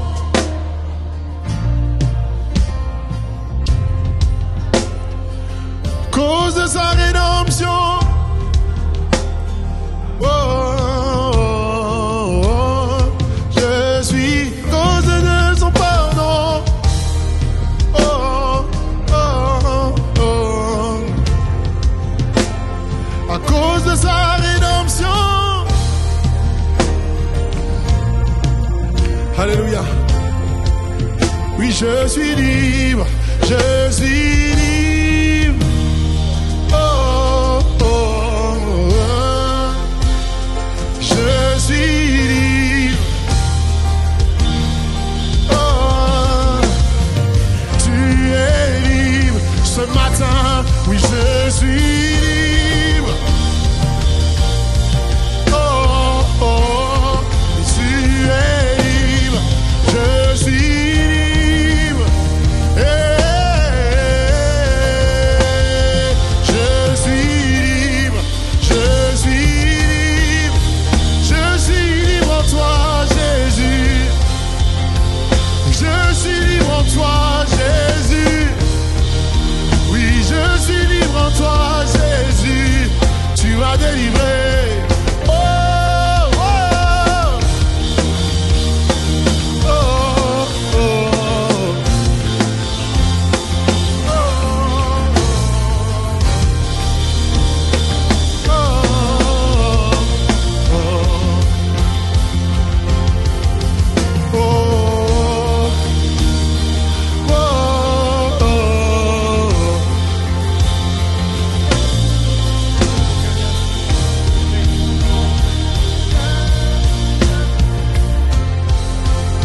simplement dire sur le site. Non plus aucun lien. Toutes mes chaînes sont brisées. Non plus aucun lien. Jésus, nos cœurs sont ouverts. Plus coupables. Mes péchés sont ouverts. Plus aucun lien. Plus aucun lien. Toutes mes chaînes sont brisées. Toutes mes chaînes sont brisées. On va dire ça encore. Non plus aucun lien. Brisé. Non plus aucun lien. Toutes mes chaînes sont brisées. Non. Mes chaînes sont brisées. Non plus aucun lien. Alléluia. Toutes mes chaînes, toutes mes chaînes, toutes mes chaînes sont brisées. Toutes mes chaînes sont brisées. Toutes mes chaînes sont brisées. Oui, toutes mes chaînes, les chaînes du péché. Toutes mes chaînes, les chaînes de la condamnation. Et toutes mes chaînes sont brisées. Oui, toutes mes chaînes sont brisées. Toutes mes chaînes sont brisées.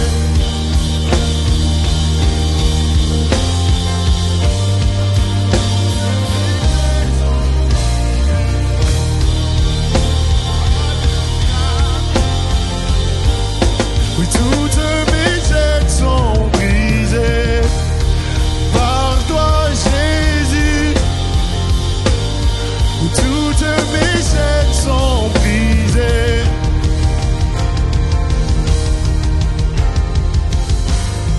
Toutes mes chaînes sont brisées. Oui, toutes tes chaînes sont brisées ce matin, si tu le crois. Alors est-ce que je peux t'entendre acclamer le Seigneur comme jamais tu l'as acclamé? Oui, toutes tes chaînes sont tombées. Plus de condamnation, tu es libre. Toutes mes chaînes sont brisées. Je suis libre en toi, Yahweh.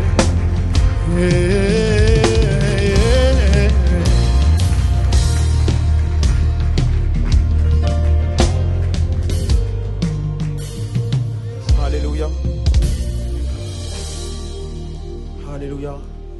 Vous savez les amis, c'est super important ce qu'on vient de faire ce matin. Et toutes les personnes en fait qui ont reçu ce pardon pour elles-mêmes et qui sont dans ce process, en fait, comprenez que c'est super important ce que vous venez de faire. Et comprenez aussi que le diable va tout faire en fait pour pouvoir comme vous rappeler que ça ne sert à rien, que vous vous êtes déplacé pour rien, que vous avez prié pour rien. Mais la Bible déclare que la prière du juste a une grande efficacité. Et j'aimerais te dire ce matin que les promesses de Dieu pour ta vie vont s'accomplir. Les promesses de Dieu pour ta vie vont s'accomplir. Parce que la grande porte que tu ne voyais pas, maintenant tu vas commencer à la voir. Les plans de Dieu que tu ne voyais pas, tu vas commencer à les voir. Les projets de Dieu que tu ne voyais pas, tu vas commencer à les voir en fait. Parce que simplement en fait, Dieu va t'ouvrir tes yeux spirituellement pour que tu puisses voir en fait. Et que tu puisses te dire, waouh Seigneur, je n'avais pas vu que tu avais tant de projets, tant de belles choses pour ma vie. Alors maintenant, j'aimerais juste que quelqu'un acclame le Seigneur véritablement pour les plans de Dieu, les projets de Dieu. J'aimerais que quelqu'un en fait acclame le Seigneur pour cela. Et dans ton acclamation, j'aimerais que ce soit une acclamation qui déclare quelque chose. Pour dire, Satan, tu ne m'auras plus, tu ne me bloqueras plus, tu ne me freineras plus, tu ne m'empêcheras plus de voir ce que Dieu a prévu pour moi. Ce matin, je veux acclamer prophétiquement pour dire que ma vie, elle a totalement changé et que rien ni personne ne peut me séparer de l'amour de Dieu. Quelqu'un peut acclamer le Seigneur plus fort que ça. Amen. Continue d'acclamer ton Dieu, continue d'acclamer ton Dieu, continue d'acclamer ton Dieu pour ce qu'il a fait aujourd'hui. Continue d'acclamer ton Dieu pour ce qu'il a fait aujourd'hui. Alléluia. Alléluia, alléluia, alléluia. Merci Seigneur. Merci Seigneur. Merci Seigneur. Vous pouvez prendre place. Evidence Home. C'est le moment pour nous de nous quitter. J'espère que là où vous êtes, vous avez pu vivre ce culte merveilleux avec nous. Et on vous dit à dimanche prochain. Amen, amen.